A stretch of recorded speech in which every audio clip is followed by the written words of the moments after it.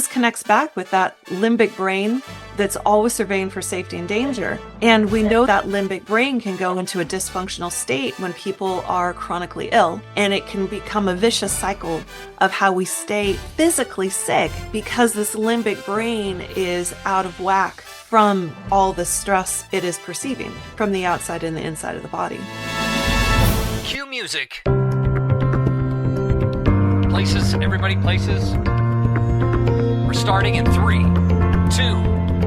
Welcome to the Autoimmune Hour, where we look at the rise of autoimmune disorders. I've brought together top experts that range from doctors, specialists, nutritionists, researchers, and even those recovering from autoimmune to bring you the latest, most up-to-date information about autoimmunity and how to live your life uninterrupted. Thank you for joining us here on the Autoimmune Hour with Sharon Saylor. Always seek sound legal, medical, and or professional advice regarding any problems, conditions, and any of the recommendations you see, hear, or read here on the Autoimmune Hour, Understanding Autoimmune, and Life Interrupted Radio. Join the Autoimmune Hour's Courage Club. Sign up now at understandingautoimmune.com. Now, back to your host, Sharon Saylor. Welcome, everyone, to the Autoimmune Hour. I'm Sharon Saylor from SharonSaylor.com, and as always, it's my honor and pleasure to be with you on another brand new episode, and I'm so excited. We have a repeat guest, and I'm also going to talk about serendipity, because I've been meeting a lot of people lately, and it's fascinating, their views of healing, and I'm totally on board with it. You know me, I'm like, I don't really know. So that's what I love about the show. We have such a huge community. We can reach out to lots of people and say, what do you think about that? Let's just say I'm expanding my viewpoint of what is healing. I think that's the best way to say it.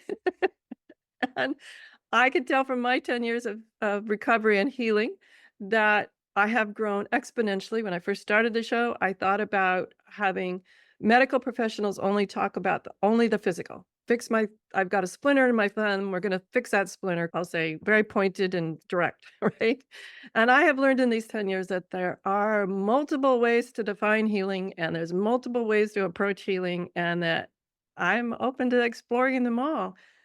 And we've been having a lot of guests talk about multiple ways of healing. And so I decided to reach out to our perennial favorite, Dr. Jenny Tufenkian, ask her for her own thoughts, because I know she's very versed in all sorts of these areas. Plus, she's also grounded in her medical profession. So let me read a little bit about it. I know, I apologize. I'm going to have to get in close to the screen to read her bio, but it's an awesome bio, so I don't want to miss any of it.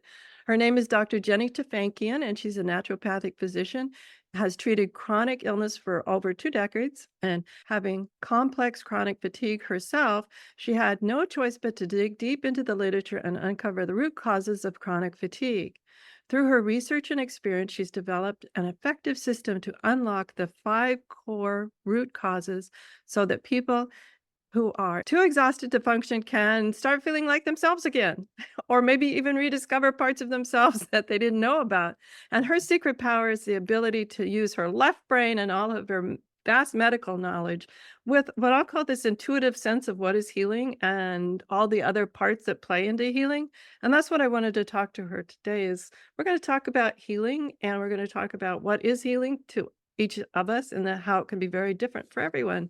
And I could go on and on. I just want to let you know she is a licensed naturopathic physician, primary doctor, and she is really a sought after speaker all around the world. So I'm thrilled that she is taking the time to be with us today. Thanks for being on the show, Dr. Jenny. I so appreciate you coming back to help me unravel this question I now have. It's always a pleasure to talk with you, Sharon. I'm excited to be here today and have this conversation. We'll see where it leads us. Absolutely. As my audience knows, it goes rabbit holes left and right. Jenny's been a long time, decades-long friend, so she knows just to buckle up and hang on. Jenny, the big question to me now, as my experience over the past 10 years, very much into my first journey was like, fix the physical. And I get that. That made sense from my background and everything. But I have come to discover that healing is so much more. And it's very individualized. I know that is a huge, broad opening here. But I'm going to throw it open and let's just explore what is healing? Oh, that's such a good question. What is healing? First, I just want to say that, yes, so much of our culture focuses on this physical level. And it's just the kind of the scientific philosophy that we're imbued in. And really, when we look at what can we now prove with science, we can prove that we have this physical body, we have a mental emotional body, and we also have an energetic body. And you can have dis-ease or disharmony in any one of those three levels, and it can impact the other ones. You and I know, Sharon, just from our lives and our journeys with our health and our emotional world, how much that chronic stress and early childhood experiences and the interpretation of what happened to us when we were little has impacted how easy it was for us to get chronic disease at some point in our life. And I know those of you listening who are struggling with autoimmune conditions, there's so much more understanding now of that emotional body and how that can impact our physical health. I feel like there's this newer understanding. We're coming more and more into understanding this energetic body. And I personally am on my own trajectory of understanding this energy body more of when am I out of balance there? When am I in balance? What can I do to bring that balance in? So to answer your question, what is healing? Healing to me is really when all three of those bodies are in alignment. And I'm going to use a word that sounds not very scientific, but I'm going to say it because it's how it feels to me when I'm in it. And it's what I see in other people. It's flow. It's really that there aren't any blocks to the energy flowing. And if you want to bring science in here, what the people that I think have studied this particular thing the best is actually heart math. When you look at their research that they're doing and they're studying the energy flow around us, they have really literally studied that there is an energetic field that comes out from our heart. And that heart, when that heart energy system, they can sense what the pattern is. And when it's in alignment with the energy that's above your head, not actually in your head, but above your head, when that's in coherence, they can test it. I'm looking around to grab because I have some monitors here that can begin to assess how in or out of coherence I am. And we can begin to actually study that. And what we have seen is that when people are able to get into this state of coherence, the autonomic nervous system begins to re-regulate back into what we would call normal. You and I have talked about, and I've talked on this show many times about how the body wants to become back in balance. The body wants to be healthy. Sometimes even our physical symptoms of illness are actually the body trying to get back into a state of health. There is this rhythm and it wants to be normalized. And these are some of the things that we're beginning to realize when we bring those in, we can experience health. But real health is one of those things that you take for advantage until it goes away. Yes, that's so Right? true. Unfortunate. Yeah, You you don't know? think you think it's always going to be there till it isn't. Yeah, exactly. Yeah. Yeah.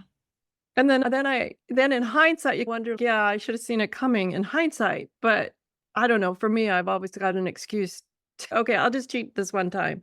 And then that turns into multiple times. But I Well, digress. what I can be honest about for myself and my experience, because looking back, I think that I first got myalgic encephalitis, chronic fatigue when I was probably a kid.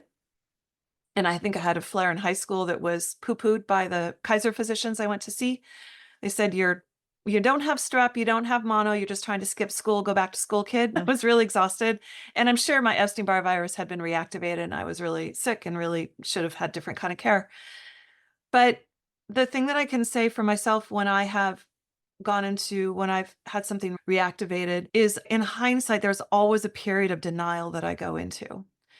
And as much as I'm aware of this, I find it hard as a human being who likes to do a lot of things to be willing to accept what's really happening in my body in a time and to take the time out soon enough. I have gotten better over the years. I catch things sooner, and which is partly why I try to share time explaining this to other people, because I think all of us fall into that. All of us who are professionals and parents and who just like doing stuff and also have chronic stuff going on, there's this place where it's, oh, I just don't really want to deal with this part of my being right now. I just want to keep going. And if I just ignore it a little bit longer, maybe it'll go away. Exactly. Or I can tough it out. I'm resilient. I Right, really want to right. go through this.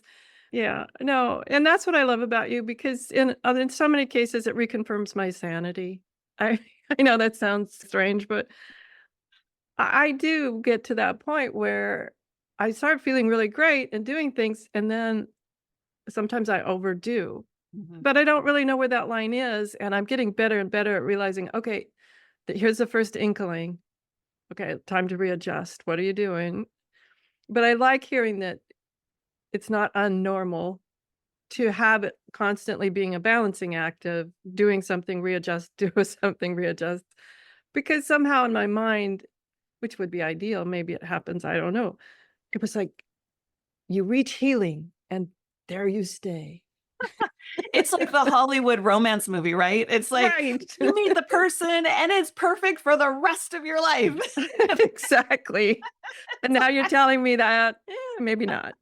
Yeah, for sure. Let us just go back to this. When you talk about this, oh, I overdid it. What do I need to do? And I think there's a couple things I'd really like to dive in here around because there's some very subtle, nuanced pieces that I would love to talk with you about because I think you're such a great person to have this conversation with.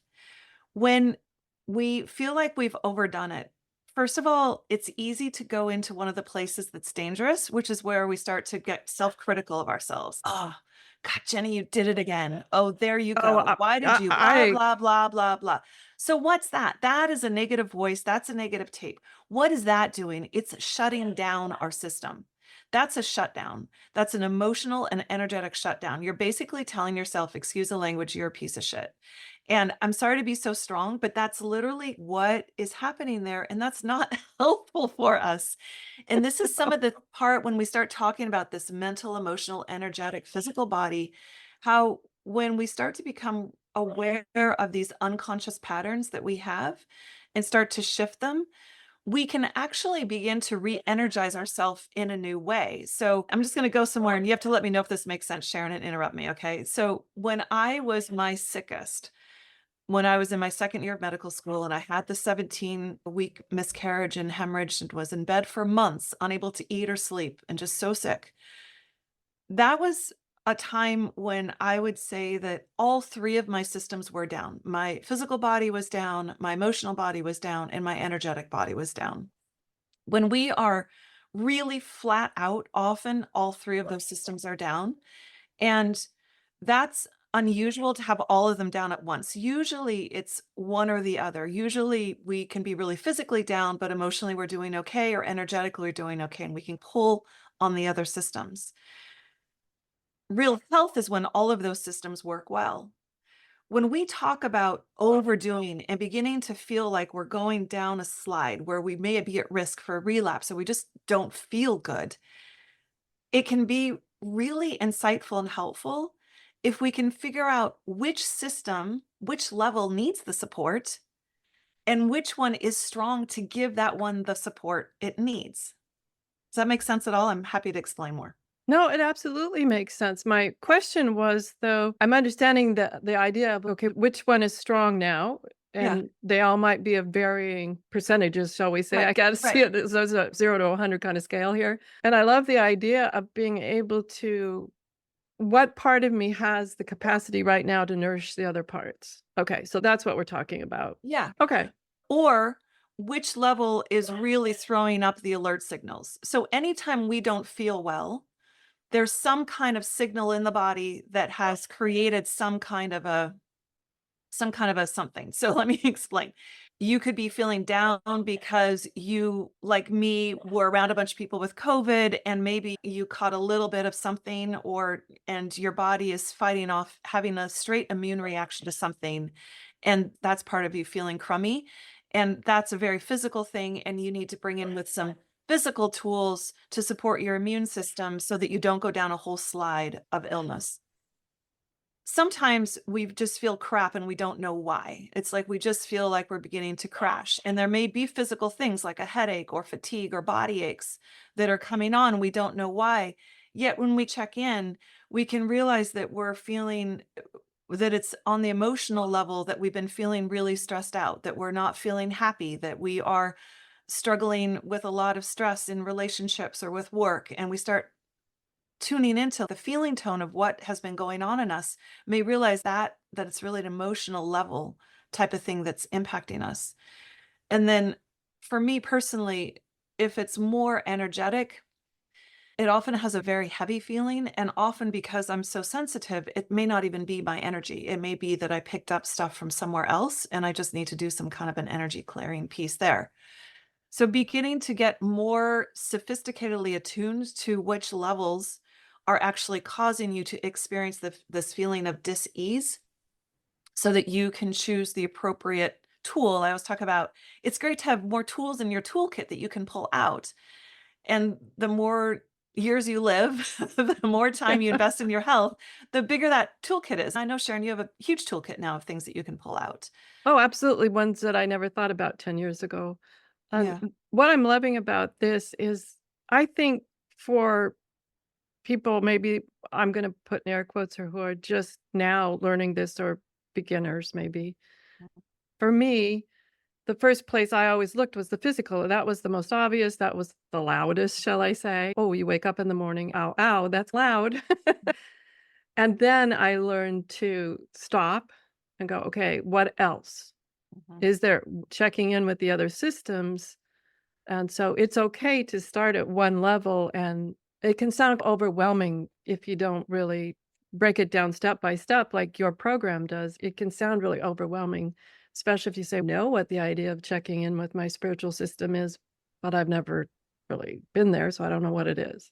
And so it can be as easy as what makes you feel better.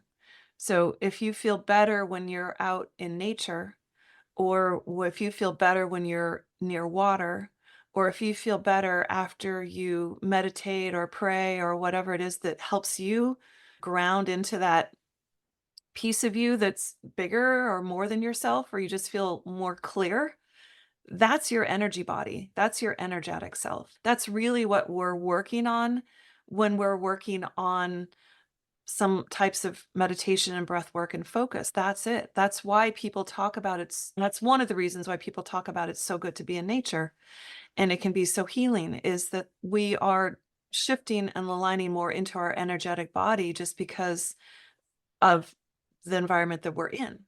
And that's where it leads us to. So it doesn't have to be more than that. That's nice to know, because if you're not familiar with it and maybe you just have an inkling about it, it can sound like really big and scary. It can. And part of why I bring it up here, and I know a lot of people don't talk about this because the people that I see tend to have been sick for a really long time. And a lot of them are really energetically sensitive. And often a lot of us grew up in a way where being aware of what other people were going through in the room was a safety position for us. My dad was amazing, lovely human being, and he suffered depression and was a rageaholic. So as a small child, I needed to learn how to read the room before I even got out of bed in the morning to figure out what kind of day it was in the house and how safe or dangerous it was. This connects back with that limbic brain that's always surveying for safety and danger. And we know that limbic brain can go into a dysfunctional state when people are chronically ill, and it can become a vicious cycle of how we stay physically sick because this limbic brain is out of whack from all the stress it is perceiving from the outside and the inside of the body. I'm totally fascinated by the limbic brain. Tell us a little bit more about how we recognize that we're needing to pay more attention to that state of being, and Yeah. talk more about the limbic brain, because I don't think people bring that up enough. Yeah, the limbic brain is amazing. What was fascinating for me was one of the key things, and this is going to be shocking, and some of you may reject this outright, is that multiple chemical sensitivity is a sign that your limbic brain is in dysfunction. Really? And I did not know yes, that. yes, it is. And in the 90s, I was very chemically sensitive. And I'm just like, I'm a canary in the coal mine. This is crazy, all this stuff that we're putting in our soaps and in our laundry detergent. And it's so toxic. And it is crazy and it is toxic. It is not good for you. That said, what was fascinating to me is when I went through limbic retraining and I got my limbic brain balanced, what I found shocking is I walked into the bathroom in the airport and put the soap in my hand, and I'm like, huh, that kind of smells good and sweet, like the perfume that grandma gave me when I was a little girl. And I was like, oh my gosh, what's happened to me? I actually am experiencing pleasure at the smell of this thing that used to be like, oh my God, I can't believe how toxic this is. It's going to poison me and it's poisoning you. It was just literally my olfactory sensors altered once my limbic brain was not so focused on danger. And I've seen this happen over and over again to people. So this is one of the clinical signs that I'm listening for in terms of if I'm thinking of somebody's limbic brain might be out of whack. So that's one key one. I'd say some of the more subtle ones are interesting because they are subtle shifts in outlook and mindset. If your mindset is always looking for is somewhat fear-based, and often many of us naturally fall into this if you're dealing with chronic illness because there are so many things that can be potential triggers for you. And so it's really easy to begin to see the world. You're trying to create safety for yourself and you start looking for danger as a way to protect yourself. But then that kind of that job of looking for danger, they start taking on more than they need to and they start recruiting other parts of your brain. So for instance, if you go to a restaurant and you're looking at the menu and you're worried about all the things in there that could potentially trigger a reaction in your gut, that's you looking for danger. If you go into that with an attitude of there's never anything for me to eat. All these other people get to do stuff I don't get to do. Oh my God, I don't even know why I'm here. If you're in this really negative frame of mind around it, again, that may be from self-preservation, but if you start noticing that there's that negative mindset around trying to protect yourself, that's a sign of being in limbic imbalance. I call it the yeah, but. Yeah. Yeah. And so when that's there, that's a very good sign. And overarching sadness can also be a sign of limbic dysfunction. And a lot of people who struggle with chronic illness also struggle with depression or anxiety. And that sadness can be part of it, but it's more of a over identifying with that experience of sadness instead of just, oh, I'm sad because I found out that somebody I know is not doing well and I'm feeling sad about them. It's like this overarching kind of sadness kind of feeling is just there all the time. It's those heavier feelings are a good sign that your limbic brain may be dysfunctional. And the great news is that there are things that you can do. And even in that instance of, again, we talk about the toolkit. So you find yourself in the restaurant, you're a little bit tired, you're trying to order some food, you're with a bunch of people, it's loud, it's feeling more of an insult to your system than something that's supposed to be happy and fun where you get to connect with other people. As soon as you catch yourself in that situation, you can choose to take action and do something different. And your choices at that time, you can just leave if you don't feel like it is a good place for you to be. But more to the nuanced part that I'm talking about, once you identify it, you can make a consciousness shift like that and choose to be in that space in a different way. Sometimes I've had to remove myself for a minute to get reoriented to how I really want to show up in this situation for myself. Yeah, So, I have found that easier to do, to step yeah, outside, get some fresh yeah, air, or go to right. the restroom, splash some cool Exactly. water on my hands or face or something. Exactly. That amazing bathroom stall to have a moment or the bathroom or to step outside and to reorient and then to be like, okay, I'm choosing to be here. Here are all the great things I can get out of being in this situation. Like I love talking with people. I get to know these folks and it's a regrouping that can happen. And as soon as you can find your joy and your gratitude, you've literally shifted your physiology into this place of more healing. And that becomes a really good message for that limbic brain that you're safe and it can chill out a little bit. As my friend Michael says, go outside and pop up as a whole new person. I love that. Like, oh, It is. It's great. It's really good. Yep.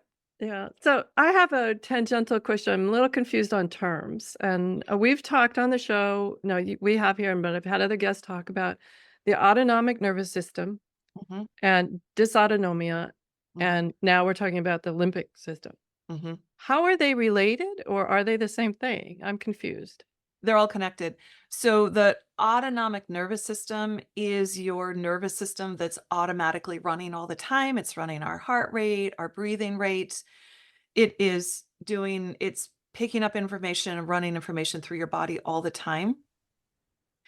Dysautonomia is that system broken, not functioning normally.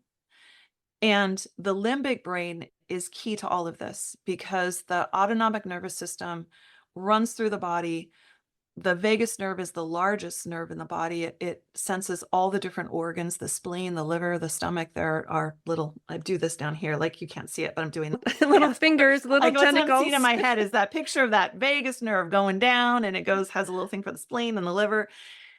And it sends information up to the limbic brain. The limbic brain is a series of different parts of your brain. It's the amygdala, it's the hippocampus, it's a couple different pieces that work together in your subconscious mind. And it's literally connected through a huge nerve network to that vagus nerve. So what you have is the vagus nerve is like a communication highway that sends information from the brain down to the body and from the body up to the brain. And they're always cross-checking each other.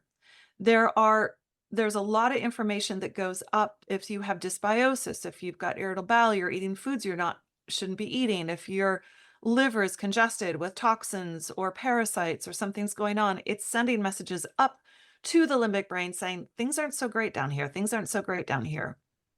Then you have your limbic brain that, as part of your subconscious mind, is sending messages from everything you've ever experienced in utero to present day that is in your unconscious mind, any generational memory in there. And if you believe that you have a soul and that has a journey, anything from your soul journey as well is in that subconscious mind. And if that has been unexamined and it's still sending off the same negative signals it's been sending to your whole life because you haven't done any work in that area, it's sending down its negative message down to the body saying, I'm not safe, I'm not safe, I'm not safe. When you start piling all of these I'm not safes up of physical stuff that's literally is happening to you, and then the stuff coming from the top down, it can throw a body into dysfunction. And what we find is one of the things that goes into dysfunction is the autonomic nervous system itself.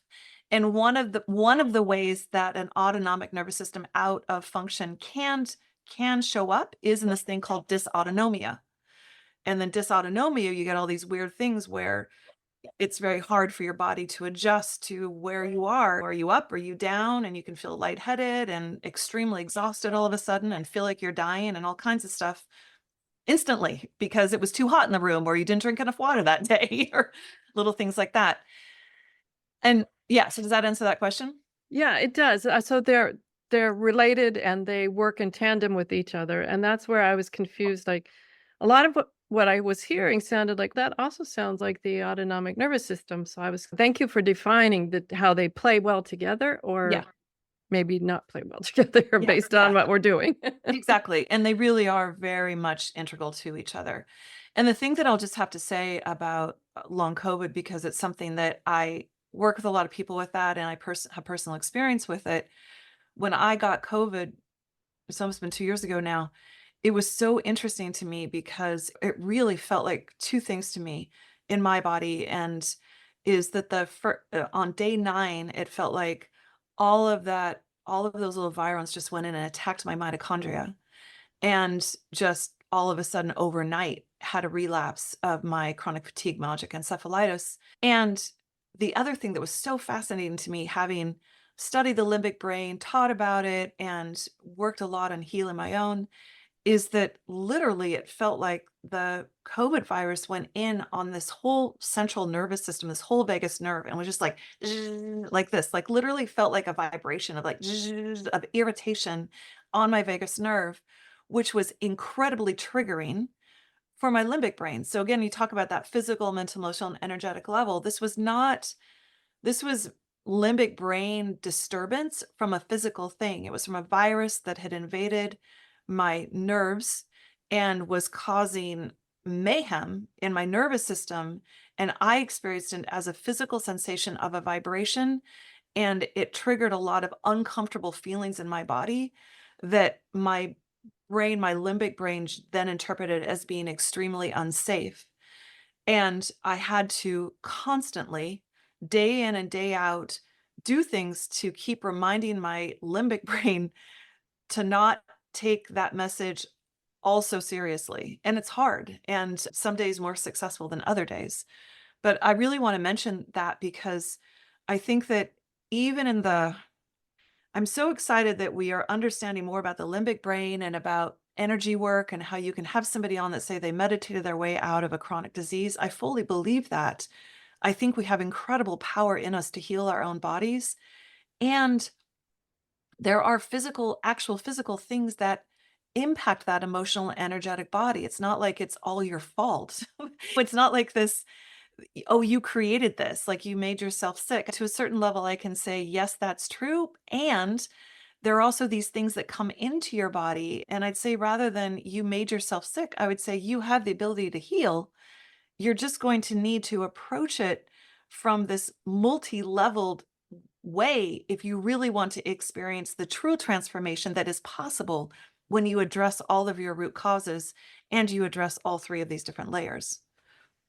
Oh, I love that. I love that. It's so easy to blame ourselves and take us down, and it sounds like it almost exacerbates the problem when we start doing that. So I like the reframe of yes, and there might have been a part I played by poor diet, lack of sleep, whatever it might have been, stress, whatever. But it's not shame on you. It's a yes, and. Right. Yeah. And I think it's incredibly courageous. And we have to be really courageous in terms of honoring ourselves and who we are and what we need to do, because there are times when those people around us don't understand what's happening to us and why we need to do the things we do. And it's easy to anticipate their confusion or their frustration and take that on as well as another burden, right? Those patterns of guilt that a lot of us carry around needing to try to be better or take care of everybody else. And it's so important to be courageous and to just honor what is going on with you. What do you need? How can I love myself even more right now? That's the secret sauce right there. It's really all ultimately about love, which sounds so unscientific. How can I be a doctor coming on here and just saying it's really about love? But yet each one of our different emotions has a vibration. And the vibration of gratitude, the vibration of love, the vibration of appreciation literally can be measured. They are higher level vibrations. And when we literally can feel that, it does help the body heal. And we can go into, and those vibrations literally impact the outside of our cells where we have sensors, and they can impact the DNA in terms of what genes are turned on and turned off, what proteins are expressed, and whether we're expressing a pattern of health or disease. Wow. I love that it all comes from love. I've known that, and to experience it is awesome. Yeah. And I think the hard part, though, when I was going through the transition and learning a lot of this and a lot from you, was giving myself permission. Yeah. I know that sounds weird, but it's like you can get it on an intellectual level, but then part of you, for me at least, there was an argument about I've got more important things to do, family, job, blah, blah, blah, or who am I? It was a real interesting transition period for me to give myself permission to even go to those places. Right. I totally agree. And I've also struggled that with myself. And when I work with people, I see that's something that we all struggle with at one time or another, which is why I bring it up. And I think it's just so true for all of us to know that it's the highest level of healing that we can have, is to take care of ourselves, and that we do have the right. And there is a need for us to learn how to do that, as hard as it is at times. Yeah. Wow. So this is great. The Autoimmune Hour will return after these messages from our sponsors. It's great sponsors like these that keep this show coming to you every week. Be sure and stop by understandingautoimmune.com to learn more. Om Times TV. Imagine becoming a super influencer. Reinvent yourself, invest in your brand, and then manifest your success with a robust spheric approach. Om Times Media and Broadcasting offers a unique and multifaceted way to become the spiritual and conscious influencer you deserve to be by putting your message across our powerful platform with its proven record of integrity and excellence. Through our produced shows, Om Times offers the opportunity to become a social media TV personality, a radio show host, an Om Times magazine columnist, and a syndicated podcaster, all in one shot. By live streaming your show on Om Times TV and broadcasting it across the extensive Om Times radio and TV networks, you become more than a host. You become an ambassador and a force for positive change. Om Times. Open yourself to the possibilities. If I could be you, and you could be me for just 1 hour. If we could find a way to get inside each other's minds. Walk a mile in my shoes. Walk a mile in my shoes. Well, before you abuse, criticize, and accuse. Walk a mile in my shoes. That's why I say brave, courageous. That's what's the most courageous thing I can do right now. I can love myself even though I'm not able to do the work today that I had intended to do, even though I wasn't able to show up for my kid the way I wanted to because I wasn't feeling well, right? I'm still love myself, right? Absolutely. And what a service that does for your family and friends in the outer world when we love ourselves first. Right. It's not selfish. I hear people say, I don't have time. That's so selfish. I'm like, look, we can get very pragmatic and go, if you get sick, you really won't have time. I Well- get very pragmatic about it at that level. And the other thing, again, to share with you here, just being super true about my journey, is that I can honestly tell what state I'm in just walking outside. If I'm in a state where I am really loving towards myself and I'm in my flow, my smile is easy to everybody outside. And I am super generous in my thinking about others, in my acts towards others, and everything that I do. It's easy because I am already in a state of love and joy and flow. And of course, I'm only want to help out others if I'm in that state. Compared to if I'm in a very self-critical state, if I'm clamped down, if my limbic brain is jacked up, not only do those chemicals smell toxic to me as a sign that my limbic brain is jacked up and I need to do some work on it, but my negative glasses are on as well, where I'm judging other people or I'm feeling critical or I don't have the time or the energy to help out that person right now or something like that. Does that make sense? Like for me, I can go through my day on my meter and go, how was I today? Like, where was I? And so much of it's how I interact. So you talk about not wanting to ultimately be of service or help others. It's really about starting here inside yourself. And if you want to talk about being most effective as a parent or working, it's really starting right here. And if you want to be How am I showing up for me is the Right, critical yeah. question there that we like to ask. And for me, it's interesting when we say, how are you showing up? For me, maybe it's a skill. It could be that it was doing that assessment. And then it becomes fairly easy to like, okay, then what do I want to do instead? It's not, oh, I'm stuck here. Once I make that conscious awareness, oh, I'm showing up in a way I don't want to be showing up for myself, which Exactly. then reflects out on everything else, to make the conscious choice of, okay, I'm not showing up the way I want to show up. How do I want to show up? And then making that conscious choice to do it, to act on it. Exactly. Yeah. In the past, I've taught this three-step thing to shift your emotional state. And the first one is just awareness. It's just getting conscious of what am I feeling? What this inside outside thing, what am I feeling? What's going on? The second one is choose. Do I want to stay in my grumpy little Oscar the Grouch mode or do I want to change? Sometimes you just want to have a cranky day. That's cool. Have a cranky day. Whatever. It's up to you. If that gives you pleasure. But you can choose. You literally have the choice of choosing. And then the third is to pick your tool. Like, which tool do you need out of your toolkit to make that shift? Sometimes just smelling an essential oil can shift my energy field, or like we talked about, going outside or practicing a second of appreciation of looking around the room. What do I see that brings joy and beauty to me? I have this beautiful flower in front of me and some behind me. So I'm like something to look at. And those things can be really helpful in the moment. Oh, absolutely. I love that.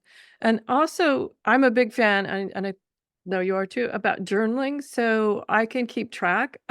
That used to work for me. I don't know. Sometimes I forget about my essential oils, or sometimes I forget about something that can quickly and easily shift my mood.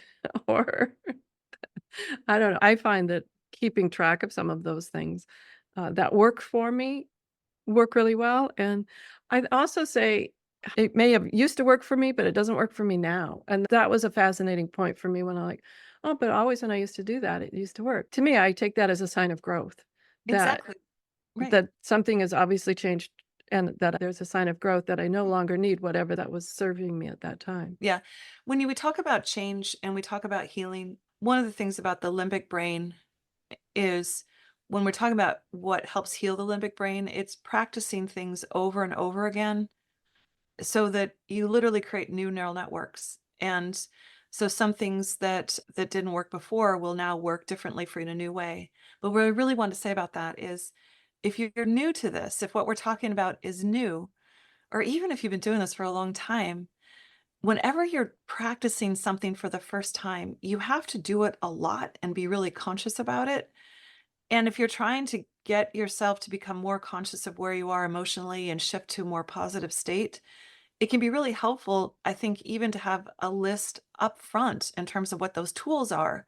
Like you're saying, to journal them is a great idea. But I know for some of my patients, they're those big, huge wall-sized stickies. Like we've just written down the list of things that they can for their toolkit that they can go to, and it's on their kitchen wall. So if they're walking through their house and they catch themselves, they're like, "Oh, that's right, I can do my deep breathing exercises, or I A can go gold pet my star dog." list? Are you Or I talking about a can gold go star like list? right. Okay. I'm a gold star girl. I'm on board. And the But more I yeah, go just want ahead. to throw in, think about how great to model for your kids. If you have this gold star, like grumpy mood, whatever, grumpy mood changers and all of this sort of thing. What an interesting thing to model for your family. Wouldn't it be amazing? Yeah, I know, right? The things that we know now that I wish I knew then. Yeah, obviously. But I'm lucky enough I've got grandkids, so we could still practice those things on Right. with ourselves and enter them into the world. Oh my goodness, this is fascinating. As we grow and strengthen our limbic system. How come I can't say that? Limbic. Limbic system. The mouth isn't working here. As we strengthen and grow our limbic system, and we begin to model those on the outside, physically or in our space, does the body shift just naturally, or I guess I'm a little confused. Does the shift Yeah, on their it's own, or what kind of actions do we have to take to help support it? yes and yes. So let me just back up and say, when the limbic brain goes into a state of dysfunction, so it's not dysfunctional for everybody, but for those of us who have limbic brain dysfunction, one of the things that can happen when people are severely sick with fatigue, with pain, is that literally what has happened is that the limbic system has compiled all this data from the organs and from the brain and everything and said, we're not safe. And so it starts sending out signals to the body to stay safe. Remember how I first started in the beginning, said in the beginning, the body's always trying to protect you. This is the limbic brain trying to protect us, literally making hyper increasing not just your sense of smell so that you smell toxic things that other people don't, but also so that you may have a lower threshold of pain. You may experience more pain, or you may experience more fatigue. And literally, it is trying to tell you, and it's a very unsophisticated way to stay safe, sending out so many signals so that you stop being social, you stop hanging out, and you go hide behind your rock in your cave. Go somewhere where it's safe. And that's pretty much all the limbic brain can say is, I don't know what's going on. I just know it's really dangerous. I need you to go hide. I need you to go away and be safe. I'm going to throw out all this stuff. In medical terms, this is called sleepiness behavior or torpor, and they see how that limbic brain impacts the mitochondria and it actually slows down energy production in the mitochondria and slows down the processes in our body. So you really are more tired. You really are experiencing more pain. As you become aware that this is a limbic brain issue and you start reframing things, you start literally reprogramming your brain. First of all, I have to say that your limbic brain will not want to do this. It thinks it's right. It knows it's right. You're going to be incredibly resistant to doing any kind of change. It took me a year of resistance before I finally approached mine. And then I felt amazing when I did it. And you're going to you're going to keep questioning, is this really my limbic brain, or is this something I really need to pay attention to? So I just have to say that as a side. Now, once you start working on your limbic brain and it starts to heal and gets into balanced out, so it's still working as a limbic brain surveying for safety and danger, but it's not so strongly biased on the danger side. It can be more balanced and maybe even more optimistic than you ever thought you possibly could be. What starts to happen is that the body goes into normal regulation. Now, for some people, That's all they need to get their body into health. There was a person who came to see me who had fibromyalgia, chronic fatigue syndrome, had just been in a motor vehicle accident, high level professional woman. And she came in to see me and we did food sensitivity testing. She had SIBO. She had all kinds of stuff going on. And I knew that we could have spent months and months working on all those things.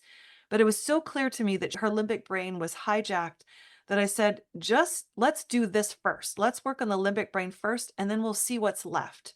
And that's what she did. She was really disciplined. She did the limbic brain work. She did that first. And then we still needed to work some on her diet. But she was like, she had dizziness that she thought she was going to have for the rest of her life from her MVA that was just gone. She never thought that would even leave. She didn't even tell me about it until it was left. So her body started to go into a lot of normalization just naturally. I've heard there are ways that your liver can detoxify more effectively when your limbic brain is functioning normally. So some people have high amounts of toxins and they need to do some kind of detoxification so that they can have the energy they need to have. Other people, all they need to do is to work on that limbic brain so then their liver can start working normally and clear the garbage out. It's very hard to predict upfront as to which it's going to be, but it can really shift the body so the body can just heal naturally without it. And then other people need to continually do other things. Wow, that's amazing. That's amazing. We're just down to the last 5 minutes, Jenny. I want you to talk about any final thoughts. And I know you have group and individual opportunities for people who are saying, hand up, that sure sounds like me. Any final thoughts, and then share a little bit about your programs? I think final thought is just never underestimate the power of your own body to heal. And I'd say, just like Sharon and so many of us, we really find value in honoring the journey that we're in because there's so many things that you're going to discover that you didn't even know were out there that are so pleasurable and so great, right? It's like when you really own this journey, it can be so illuminating, and to really never give up is what I would say, because I really think that we all have the incredible ability to get to the next level of health. Absolutely. And what I enjoy now is just a state of amazement and awe. And oftentimes I'm like, being in that state of where I'm willing to be like, wow, I didn't even think that was possible. This is so cool. Yeah, that's so great. I didn't even know this was possible. This is I so love it. cool. I love it. I love it. That's so great. I think that opens up I don't know, maybe it relaxes the autonomic nervous system, the limbic brain, and says, okay, if we made it here, where else can we go? There's definitely some truth to that for sure. Absolutely. Yeah. So tell us a little bit about your programs, though. I would love to sure. have everybody know, because you've got these great individual as well as group opportunities. Absolutely. Yeah. I've really shifted how I've been working with folks and bringing people in for a concentrated period of time. I bring people in to work with me for 6 to 12 months at a time and do intensives with them. And I also have this group program, which has been so fun. It's filled with people who are on this journey, and every day that we meet, they always say the same thing, which is it's so great to be with people who understand what is going on without needing to explain it. And they're able to just learn what it is their next step is. And it's incredibly powerful. If you're at all curious about anything that I have to offer, check out my website, drjennytufenkian.com. If you're interested to seeing if we're a good match to work together, you can fill out in a form to apply to working with me. I look through every one of those forms. If it feels like I only take on people who I feel like I can help, and I also take on people who I feel are ready to do the work. And I love meeting you and having a chat. And if we feel like we're a good fit, we can talk about that. Yeah, fantastic. And we'll have her website up on understandingautoimmune.com for you as well. But Jenny, I want you to please spell your URL. So if people grab your pencils, community, grab your pencils. So can you spell your URL? Because a lot of people won't know how it's spelled. Yeah. DR Jenny, Jenny, Tufenkian, TU, F as in Frank, E, N as in Nancy, KIAN. And when you see it spelled out there, you're going to go, it's just like it. It's just like it sounds. Just like it sounds. Oh, Jenny, we love you here. I love you deeply. Thank you so much for all you do and sharing and your insights. And I just love that you are one of those people who explore realms of possibility. And I think that's the part that so much about healing, wellness, whatever you want to call it, remission. I told my rheumatologist one time when we were talking, they said, "Oh, you're in remission, but I'm telling you, you're not healed." And I'm like, "Thank you." So I love working in the realm of possibilities instead of that but area. Right? Yes, Yeah. exactly. The yes and that we mentioned earlier is where I love to play. It's the yes Totally. and. Yes, Or and. on occasion, I play with not yet. And I don't mean that in a negative way, but like someone will say, "Are you there?" And I'll like, "Not yet," instead of no. I like to leave that I'm not there yet, instead of saying no. And so that's another one I love to play with. So Or it's coming into form. yes, absolutely. And what I love about your work is it really reinforces that change is possible. And it doesn't have to be hard. You have to understand the mechanics of change. Right. That's pretty methodical after that. And the mechanics have changed for you because it's individualized. We all have different places where we need to do our work and places where we need to get that support. So understanding what are your needs, what are your next best steps is really where the key is. Yeah. Oh, fantastic. Everyone, that's Dr. Jenny Tufenkian. Thank you so much for being on the show. Community, thank you so much for being here. And if you're watching us on YouTube, please subscribe and also hit that little like button if you would. Helps us grow the show with the algorithms. I know for years I focused on the audio part of the show, but now with the ease of video editing, I just feel the show's equally powerful when we see us in video as well. So choose your modality for listening to us, and I appreciate you all for being here through our 10-year plus journey. And thank you for supporting us. And please subscribe to YouTube or whatever audio format you're listening to. Love you all. Have a great week, whatever your adventures. Join me next week for another brand new episode. Enjoy. The information provided on the Autoimmune Hour, Understanding Autoimmune, and Life Interrupted Radio, including the websites understandingautoimmune.com and lifeinterruptedradio.com, plus social media, is for educational purposes only. What you read, hear, and see on the Autoimmune Hour, Understanding Autoimmune, and Life Interrupted Radio, and its websites, and other media outlets is based on experience only. The information should never be used for any legal, diagnostic, or treatment purposes.